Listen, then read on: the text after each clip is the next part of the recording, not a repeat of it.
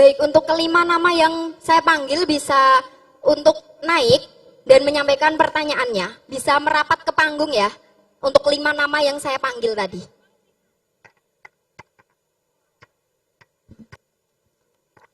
Ya, sebelumnya, perkenalkan nama saya Muhammad Dias Faturrahman dari Universitas Muhammadiyah Semarang. Sebelumnya, terima kasih kepada moderator yang telah memberikan kesempatan saya untuk bertanya. Seperti yang tadi Profesor Zainal bilang tentang mengenai Indonesia Emas seperti itu. Di tahun 2045 ada yang namanya Indonesia Maju, Indonesia Emas, tapi masih terdapat 3 permasalahan yang masih ada sampai saat ini. Yang saya garis bawahi terutama tentang pendidikan. Permasalahan dalam pendidikan di Indonesia tertinggal 128 tahun dan berada di tingkat 72 dari 77 di tahun 2020. Dan di tahun 2022 itu naik sekitar 5 sampai 6.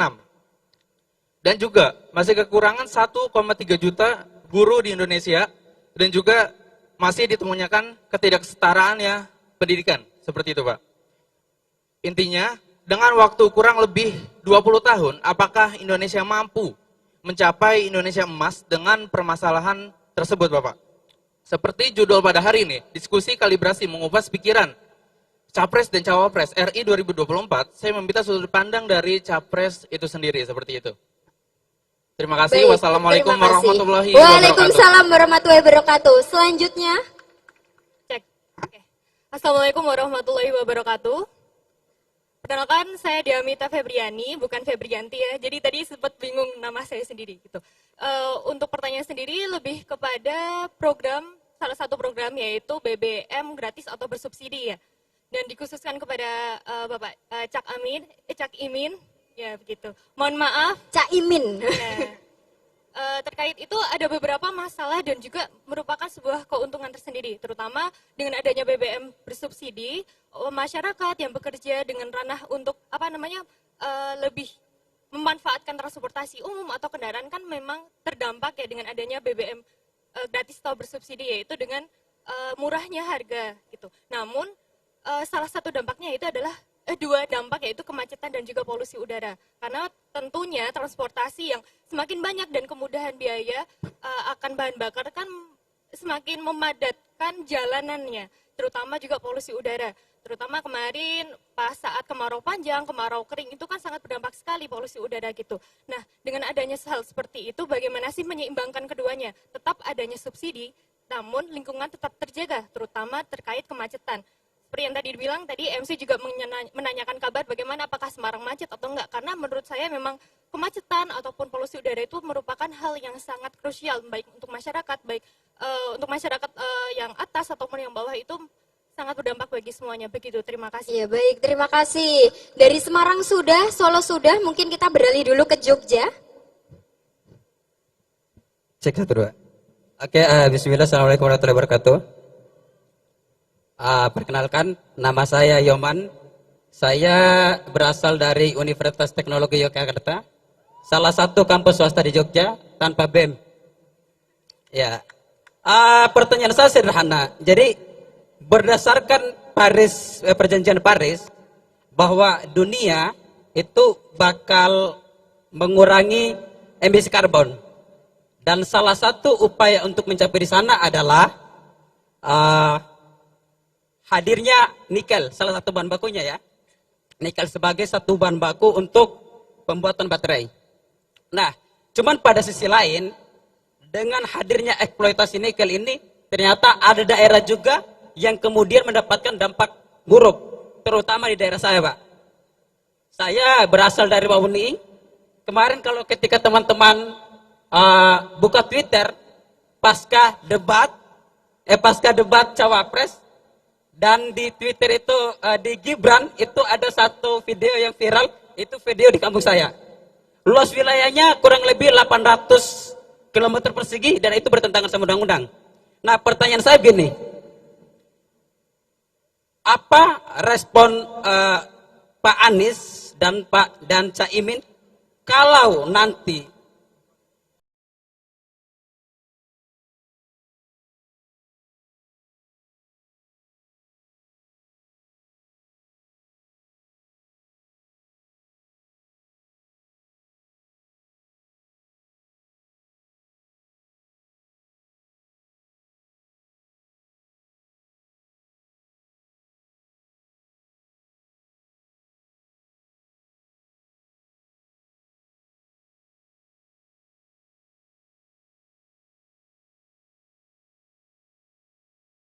tapi ada daerah yang bakal digusur, yang bakal dihancurkan. Itu responnya bagaimana, Pak? Terima kasih. Baik, terima kasih. Selanjutnya, Perkenalkan, nama saya Zain Reza Faza, asal Universitas Diponegoro Semarang. Saya ingin bertanya tentang pertanian di Indonesia. Mengapa Indonesia yang dikaruniai lahan yang begitu luas dan subur masih harus impor beras, kedelai, dan banyak sumber makanan pokok lainnya? Sedangkan mengapa petani Indonesia masih juga belum sejahtera? Sekian, terima kasih. baik, terima kasih atas semua penanya. Bisa kembali ke tempat, silahkan. Terima kasih atas semuanya. Jadi ini pertanyaannya sangat beragam ya. Baik, kami persilahkan kepada Bapak Anies atau Cak Imin untuk menjawab pertanyaan dari rekan-rekan mahasiswa semuanya.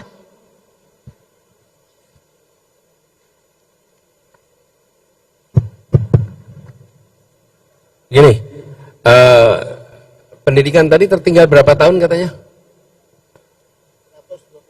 128 tahun. Dibandingkan, nggak tahu dibandingkan mana ya? Permasalahan di Indonesia itu tertinggal 128 tahun, berada di tingkat 72 dari Tapi kalau 77. Dengar apa yang dikatakan mahasiswa-mahasiswa tadi, rasanya kita nggak tertinggal tuh, anak-anak itu cerdas-cerdas, kritis-kritis, dan punya wawasan yang cukup luas gitu. Jadi usul saya teman-teman, jangan cepat-cepat memangkas percaya diri bangsa ini. Kita paling hobi memangkas percaya diri bangsa kita. Betul-betul kita seringkali begitu. Kenapa? Bangsa kita ini ada 280-an juta orang. Begitu masuk pendidikan, tidak lebih dari 60 juta siswa. Semua yang sifatnya populasinya besar, bila Anda ambil mediannya, Anda ambil rata-ratanya, pasti turun.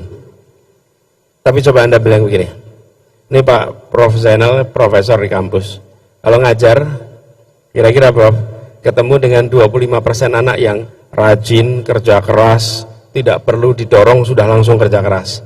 Ketemu 25% lagi yang harus didorong gitu. Terus ketemu 50% yang di tengah tuh. Oke, betul ya Prof ya? Kira-kira gitu kan? Itu ambil 25% aja. 25%. Bayangkan kalau dari 60-an juta siswa di Indonesia, ambil 20%, 25%, itu seperempatnya kira-kira.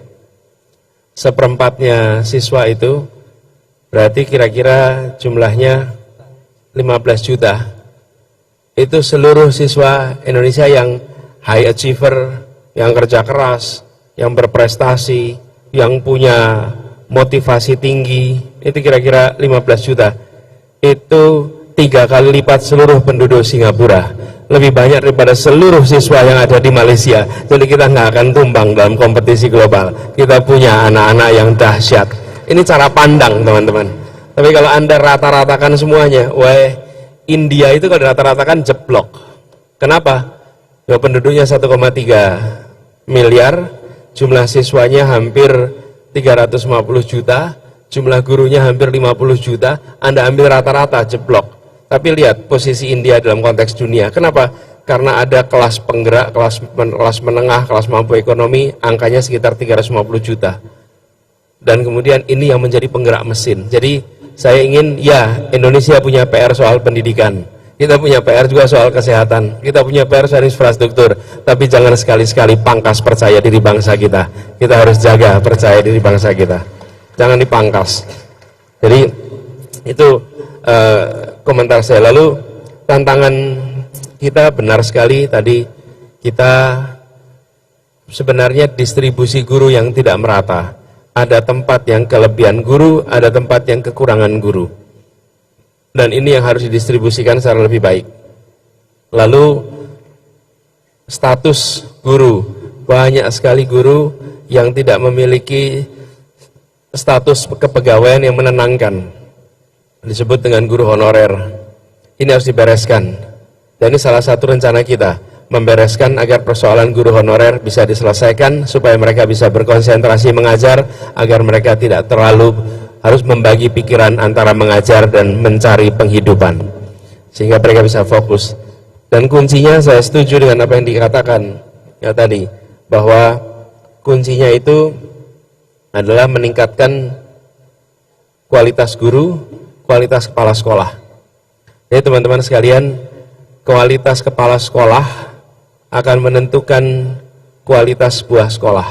Sama seperti perusahaan, kepemimpinan CEO itu mewarnai kinerja CEO-nya.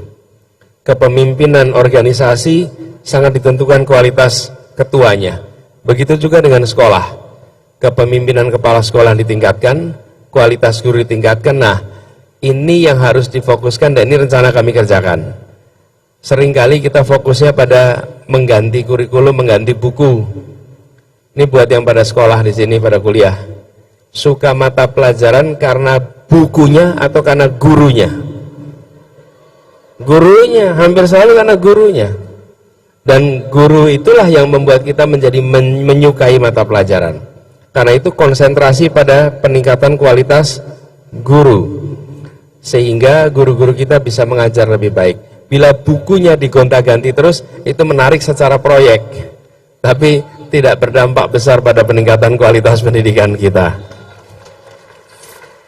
Jadi jangan habiskan energi di situ. Seperti begini teman-teman.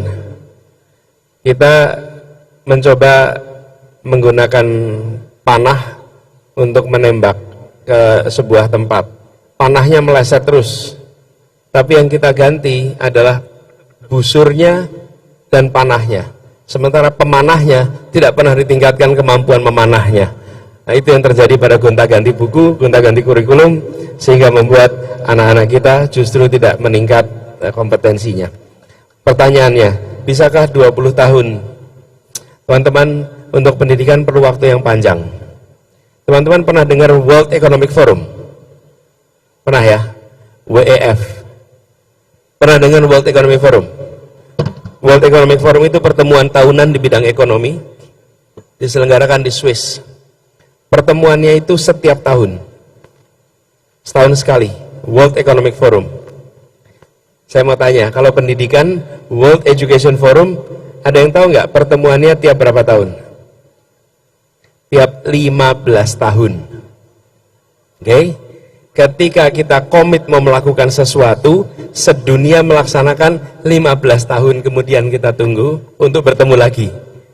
Kalau World Economic Forum ketemu tahun ini, tahun depan ketemu lagi. Kenapa? Karena kebijakan ekonomi bisa dikerjakan sekarang, dampaknya bisa dilihat beberapa bulan ke depan, dalam satu quarter dievaluasi, dalam satu semester dievaluasi, dalam satu tahun dievaluasi, tahun berikutnya bikin langkah-langkah korektif lagi. Tiap tahun bisa. Tapi kalau World Education Forum itu diselenggarakan 15 tahun sekali.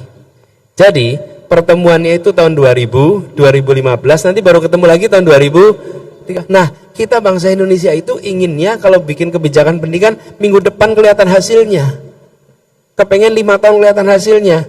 Semua yang bergerak di bidang pendidikan tahu persis bahwa melakukan intervensi pendidikan itu perlu waktu yang panjang. Karena itu jangan diotak-atik dan digonta-ganti sepanjang perjalanan. Karena itu yang membuat kebijakan kita tidak akan pernah bisa mencapai yang diinginkan. Izinkan itu jalan konsisten bertahun-tahun. Baru nanti kita, nah jadi sekalian teman-teman, pertanyaan 20 tentu akan perlu waktu lebih panjang. Tapi jangan pernah pesimis. Bila ini dikerjakan serius, maka kita bisa tuntaskan lebih cepat. Tapi bila tidak serius, pasti akan lebih lama. Gitu ya. Saya tidak menangkap dengan lengkap apa yang ditanyakan oleh Bung Yoman tadi tentang apa terkait dengan Paris Agreement, kemudian ada nikel, lalu ada penggusuran. Mungkin saya coba interpretasi atas pertanyaannya. Bagaimana jika sebuah pembangunan mengharuskan penggunaan tempat yang di situ sudah ada warganya? Kira-kira begitu terjemahan. Mudah-mudahan saya tidak keliru menangkap pertanyaannya. Ini teman-teman sekalian, sesuatu yang sering terjadi. Karena itu kami sering sampaikan, tidak mungkin pembangunan itu nol penggeseran, nggak mungkin. Di dekat sini aja dulu dibangun jalan, seringkali harus ada penggeseran. Nah, ini harus dibahas secara bersama dari awal. Sehingga bisa dicarikan jalan keluar yang berkeadilan. Karena saya tahu, saya merasa yakin bahwa pada dasarnya bangsa Indonesia itu rela untuk melakukan sesuatu bagi bangsa dan negara secara keseluruhan. Tapi mereka seringkali tidak rela ketika mereka harus digeser karena kepentingan komersial yang menghasilkan keuntungan kepada sekelompok orang, sementara mereka yang harus menanggung kerugiannya. Di situ masalah. Tapi ketika mereka ditunjukkan ini adalah untuk kepentingan bersama, untuk kepentingan bangsa, dan ini perlu dikerjakan, saya yakin kita memiliki kesamaan pandangan. Ini juga kami sering rasakan dulu ketika bertugas di Jakarta. Nah, bagaimana prosedurnya ini harus dibuatkan pedomannya. Bapak Ibu sekalian, hari ini Bupati, Wali Kota, Gubernur, termasuk pemerintah pusat tidak punya pedoman bagaimana mitigasi situasi seperti ini. Kami ingin buat ini, sehingga ketika Bupati, Wali Kota ketemu situasi demikian, maka dia punya apa yang menjadi guideline, bagaimana mitigasinya, siapa yang harus dilibatkan, bagaimana prosesnya, supaya terjadi keadilan dan tidak jadi konflik horizontal yang tidak dibutuhkan, yang ongkosnya mahal bagi kepercayaan rakyat kepada negara. Petani belum sejahtera. Kami membayangkan petani ke depan itu petani yang bisa, atau ginilah kira-kira, teman-teman, kalau program itu besar sekali, harus diterjemahkan jadi ukuran sederhana yang semua orang paham. Saya beri contoh, tadi pertanian. Apa ukuran di mana reformasi di bidang pertanian memberikan capaian yang kita harapkan? Apa ukurannya? Pertanian itu pertanian dalam artian luas. Apa itu? Satu, pertanian itu sendiri yang kita disebut tani. Yang kedua, perkebunan, peternakan, perikanan, kehutanan. Itu semua lima-limanya itu bagian dari maritim, yang kita istilahkan namanya agromaritim. Ini bagian dari pertanian. Apa indikasi reformasinya berhasil? Petani, pekebun, pekerja di bidang perikanan, peternakan, bisa menabung. Ketika mereka bisa menabung, tata kelolanya berjalan dengan benar. Ketika mereka tidak bisa menabung, apalagi tekor, artinya tata kelolanya tidak berjalan dengan baik. Pakai indikator itu. Selama petani belum bisa menabung, artinya tata niaganya belum sehat. Dan ini adalah PR terbesar. Kita memikirkan keinginan untuk ketahanan pangan, bahkan kedaulatan pangan, tapi kita melewatkan tentang kesejahteraan orang yang bekerja di bidang agromaritim. Kami ingin orang-orang yang bekerja di agromaritim bisa merasakan kesejahteraan sebagaimana orang-orang yang bekerja di sektor manufaktur, bekerja di sektor industri lain. Karena ini harus terjadi. Bila di perindustrian buruh itu ada UMP, ada UMK, tapi untuk petani itu seperti nggak ada standar sama sekali. Dan apa yang dikerjakan kita selama ini? Karena Anda masih belum makmur, kami kasih bansos, tapi tidak diperbaiki tata niaganya. Padahal dia berada di sektor yang dibutuhkan oleh setiap masa selama masih ada umat manusia. Namanya sektor pangan. Sektor pangan itu sampai kapanpun selama masih ada manusia itu dibutuhkan. Bagaimana mungkin berada di sektor pangan tapi justru mereka tidak bisa merasakan manfaat dari sektor ini? Ini harus direform, ini tidak boleh diteruskan, ini harus diubah. Dan untuk bisa mengubah, kasih indikator sederhana. Semua yang berada di sektor agromaritim bisa menabung. Nah itu, selama mereka belum bisa menabung, berarti kita belum sampai. Kita belum sampai. Itu kira-kira begitu ya, barangkali bagian saya. Monggo Gus, silakan. Terima kasih. Ada satu pertanyaan yang untuk saya khusus, yaitu subsidi BBM. Begini, subsidi itu sebetulnya kalau bahasa yang umum bisa dibagi dua. Yang bersifat KL atau yang bersifat ikan. Yang bersifat ikan itu yang paling populer di bawah itu bansos, seperti yang dijelaskan Mas Anies tadi. Tapi ada yang agak krusial memang, dari dulu menyangkut subsidi BBM. Setelah kita pelajari dengan sungguh-sungguh BBM, terutama solar, ini yang, atau BBM pada umumnya, yang paling problematik selama puluhan tahun adalah seringkali subsidi BBM tidak tepat sasaran. Subsidi BBM untuk nelayan misalnya. Nelayan miskin yang jumlahnya sangat besar tidak bisa mengakses laut karena tidak juga bisa mendapatkan BBM. Ini yang menjadi prioritas subsidi BBM dalam bentuk solar. Yang kedua, para pencari kerja atau orang-orang yang tidak memiliki kemampuan akses bekerja butuh yang namanya public transportation. Ini pun harus dipilah-pilah. Nah, pertanyaan yang sangat strategis tadi berbunyi, nanti kalau BBM disubsidi semua aspek, termasuk transportasi umum, kemudian kendaraan-kendaraan pribadi, problemnya adalah polusi. Nah, makanya yang kita sebut subsidi BBM adalah harus tepat sasaran, dan polusi adalah salah satu dari akibat penggunaan BBM yang berlebihan, ceroboh. Tapi perlu diketahui, sebab polusi terbesar bukan di transportasi publik.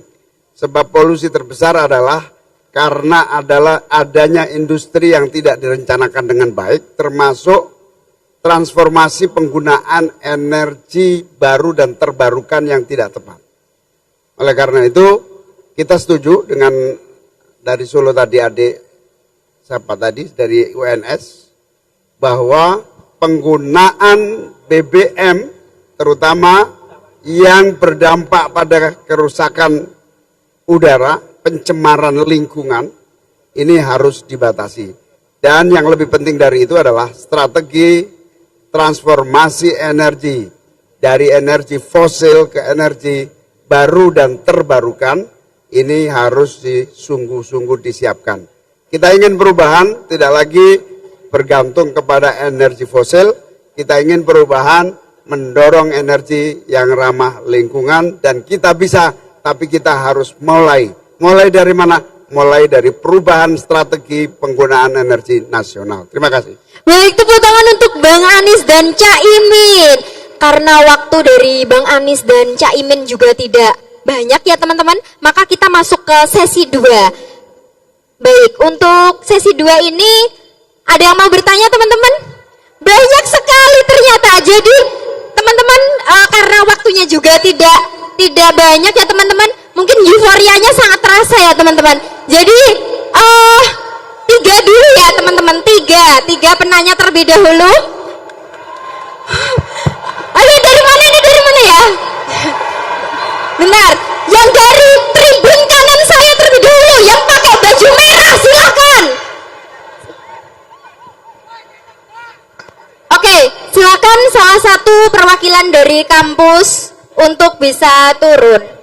Kemudian rekan-rekan semua, jadi kita kan dari Jateng DIY, Jawa Tengah, Daerah Istimewa Yogyakarta. Jadi kita pengen denger nih, Pak Anies sama Bang Imin juga mau denger ya, dari universitas yang terjauh, yaitu perwakilan dari Purwokerto. Ya, dipersilahkan untuk turun. Berarti tinggal satu kuotanya. Oh, yang mana? Kampus yang belum. Undip sudah. Yang belum. Yang pakai jas alma mater oranye.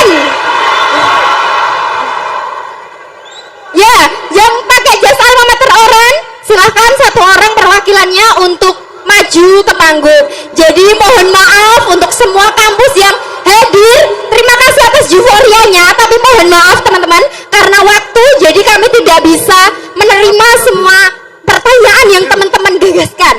Monggo silahkan ke depan.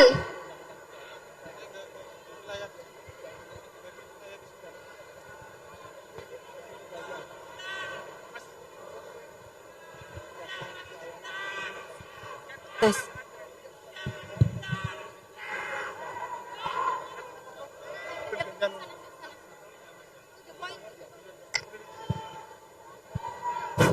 Assalamualaikum warahmatullahi wabarakatuh. Waduh. Oke, terima kasih moderator atas waktunya. Yang pertama langsung saja karena to the point katanya moderator kan. Yang pertama, saya bertanya tentang visi Bapak yaitu adil dan makmur untuk semua. Yang pertama, saya berbicara mengenai adil nih. Saya langsung bertanya kepada Pak Anies, yang dimaksud apa yang jadi standar Pak Anies tentang adil gitu. Tentunya adil bagi kita dan bagi Pak Anies itu berbeda tuh. Saya bertanya ini agar kemudian saya tahu tuh adil yang dimaksud Pak Anies itu seperti apa. Itu yang pertama. Yang kedua, dalam penegakan hukum ada banyak kasus HAM, ada banyak kasus korupsi tuh. Dalam kasus HAM, contohnya Kanjuruhan, yang disalahkan malah angin. Saya tidak mau itu. Pun, saya tidak mau pemimpin masa depan menyalahkan angin di kemudian hari gitu. Dalam penegakan hukum, kasus korupsi, kalau katanya Mahfud MD korupsi itu sebab korupsi itu karena banyak orang lama di politik seperti itu. Yang kedua karena saling menutupi satu dengan yang lainnya. Dalam KUHP baru dalam pasal 100 dikatakan bahwa hukuman mati itu dalam masa percobaan 10 tahun.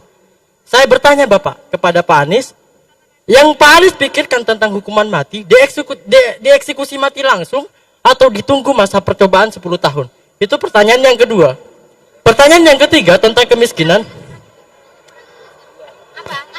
Yang pertanyaannya Bapak, dalam penegakan hukum korupsi itu Pak, itu ada hukuman mati itu dalam pasal 100 KUHP baru dalam masa percobaan 10 tahun.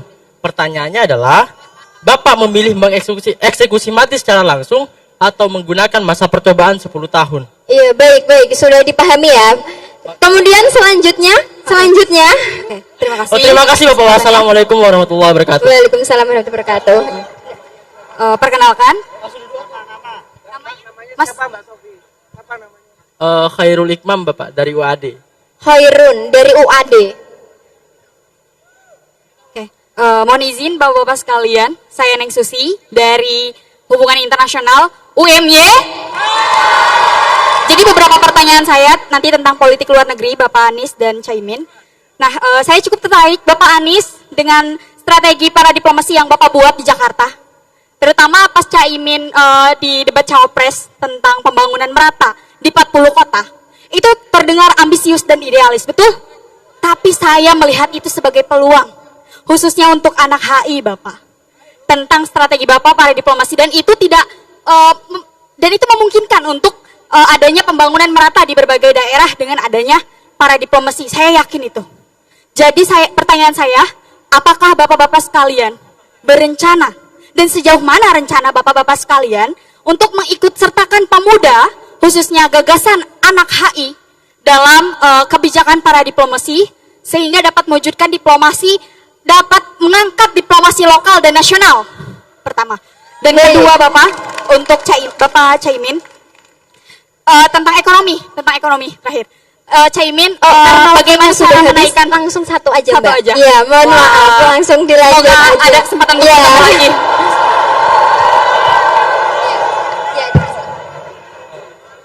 Assalamualaikum warahmatullahi wabarakatuh. Sebelumnya perkenalkan, nama saya Bayu Haji Nugroho dari UIN Saizu Purwokerto.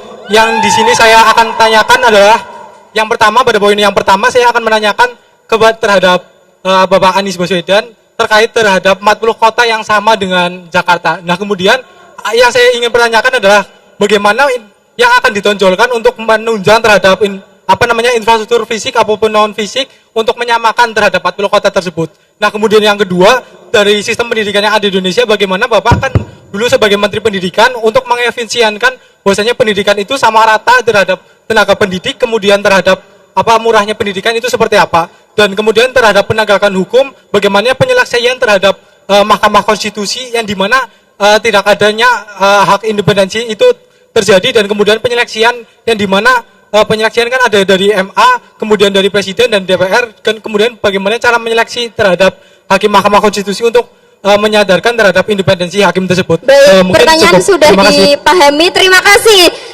Dan saatnya langsung saja kepada Bapak Anies Baswedan dan Cak Imin untuk menjawab pertanyaannya.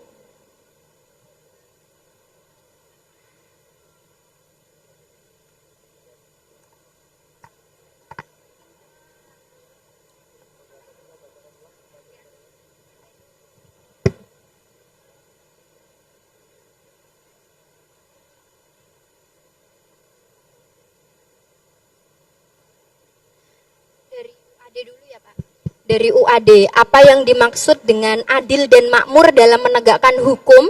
Kan ada kasus HAM, dalam menegakkan hukum ada hukum mati, lebih memilih mengeksekusi secara langsung atau dihukum 10 tahun, Bapak?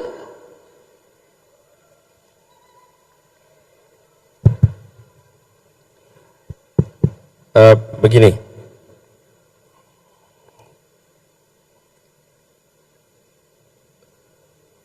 pertama soal ketika bicara tentang adil dan rasa keadilan. Adil itu bisa abstrak, rasa keadilan itu nyata.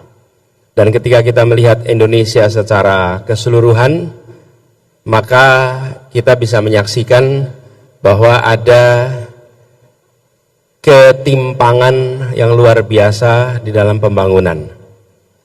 Indeks pembangunan manusia yang tadi disampaikan Prof. Zainal, Jawa itu lebih maju 10 tahun dibandingkan Kalimantan, Sulawesi, Nusa Tenggara, Papua. Jadi angkanya selisih 5 poin. Di Jawa hari ini 74, di Sulawesi 69. Kalau dilihat angkanya hanya 5, tapi angka 69 itu adalah angka di Jawa 10 tahun yang lalu. Jadi bukan 5 poin selisihnya, 10 tahun selisihnya. Dan bila itu kita biarkan, nanti gapnya akan makin luas terus. Kita bisa mengatakan di situ ada ketidakadilan. Karena itu kita harus membangun kesetaraan. Saya tadi coba buka file, apakah operator bisa menayangkannya? Oh, bukan yang ini. Bukan yang ini, yang slide yang berikutnya dulu. Anda buka slide-nya. Slide yang kedua, yang Indonesia Adil Makmur untuk semua. Judulnya itu. Buka di slide nomor 4. Saya ingin menggambarkan ketimpangan yang senyatanya terjadi. Jadi ketika kami bicara tentang keadilan, kami coba terjemahkan dalam kesetaraan kesempatan yang diberikan kepada semua. Dengan ada kesetaraan kesempatan, maka insya Allah kita bisa mengejar kemajuan. Lalu tadi soal hukuman, sambil menunggu saya ingin sampaikan soal hukuman. Kalau saya berpandangan koruptor itu dimiskinkan, dirampas seluruh asetnya. Dan menurut saya bukan hukuman mati pada fase ini. Kenapa? Karena dalam hemat kami sistem hukum kita belum sempurna. Ada ruang kekeliruan, dan kalau ruang kekeliruan itu terjadi, kita tidak bisa mengoreksinya, karena yang sudah dihukum tidak bisa dikembalikan.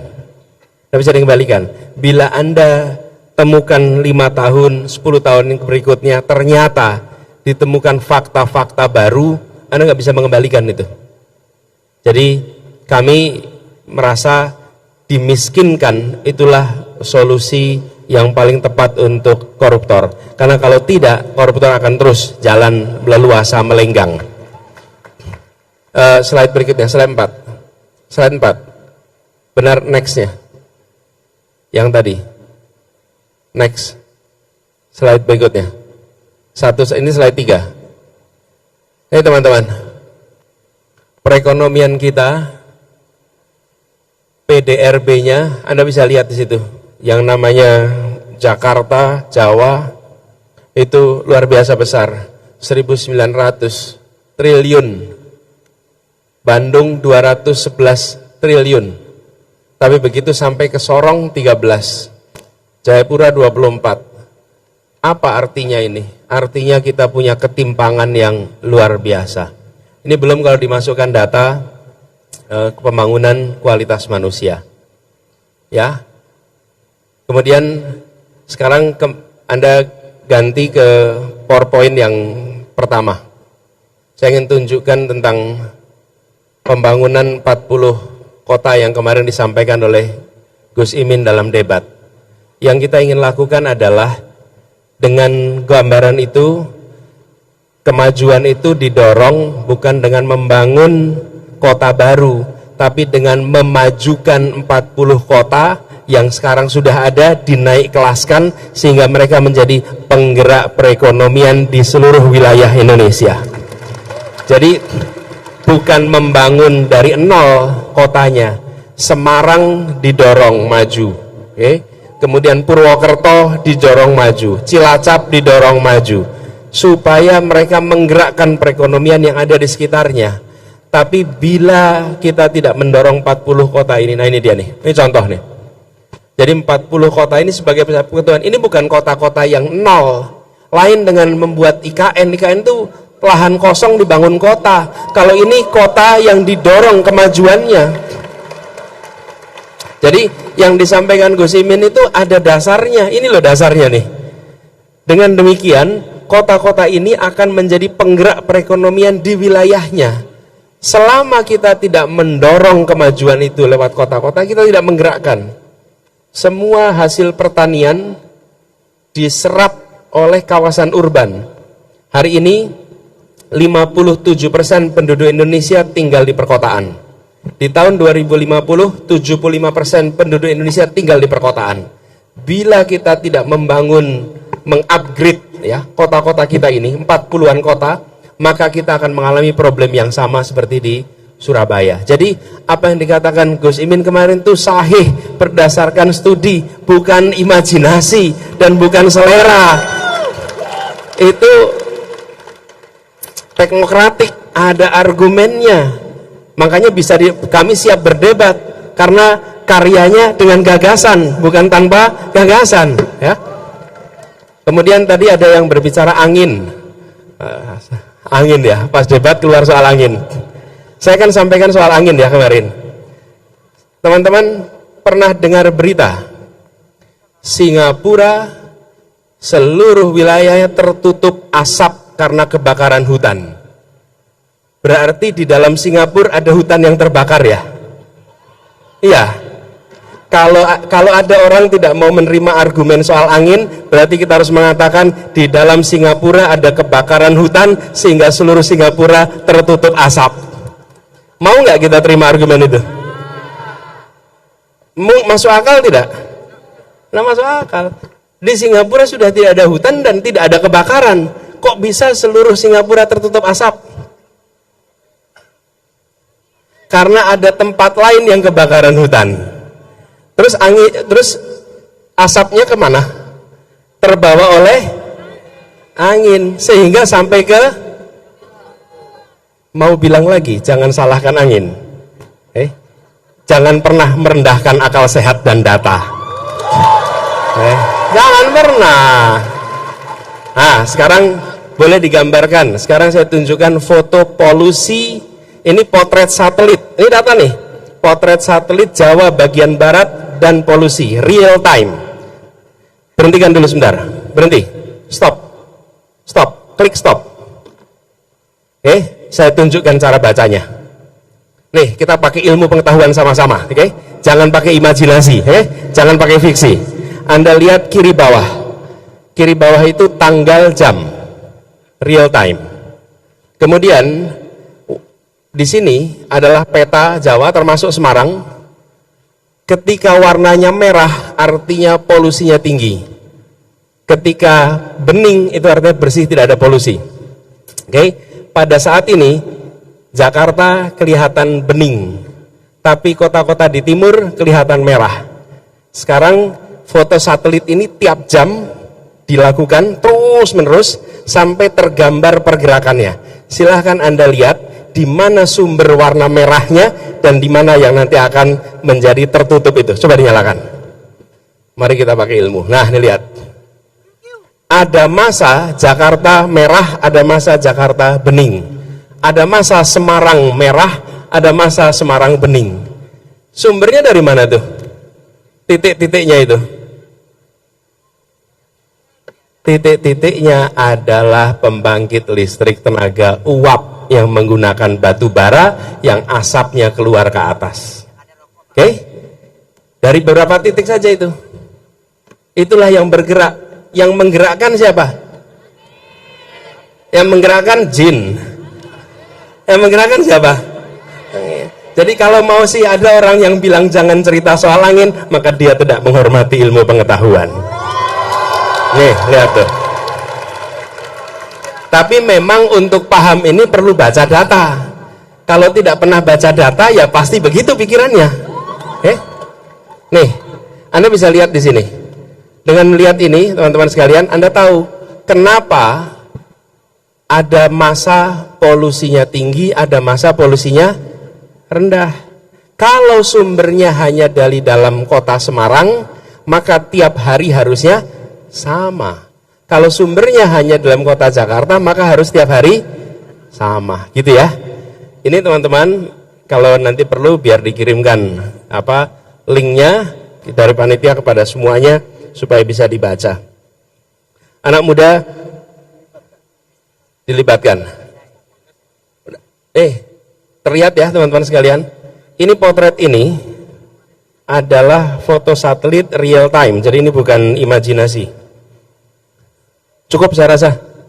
Bagaimana teman-teman? Sekarang paham ya? Oke. Jadi Anda kalau nyindir lain kali jangan pakai angin, Mas. Nanti Anda akan ditunjukkan datanya nanti itu. Kemudian yang berikutnya soal pelibatan anak muda dalam diplomasi. Kami menginginkan diplomasi yang total football. Siapa? Melibatkan diaspora Indonesia yang ada di luar negeri. Orang-orang Indonesia yang tinggal dan bekerja di luar negeri. Mereka adalah unsur penting dalam diplomasi kita. Yang kedua, melibatkan generasi muda yang memiliki ide, gagasan, dan bisa menjadi pembawa pesan kepada dunia. Yang ketiga, melibatkan civil society khususnya bidang kebudayaan supaya Indonesia yang kaya kebudayaan ini bisa memiliki pusat-pusat kebudayaan Indonesia di berbagai kota di seluruh dunia, agar Indonesia hadir di kota-kota besar di dunia dengan pusat-pusat kebudayaan yang kita luar biasa kuat. Yang ketiga, unsur bisnis, sehingga aktivitas diplomasi kemudian ditopang dengan aktivitas bisnis. Jadi ruangnya terbuka sekali dan kita ingin bersama-sama anak muda yang punya banyak ide. Mungkin itu ya yang saya. Silakan. Baik, terima kasih. Berikutnya. Tepuk tangan untuk Bang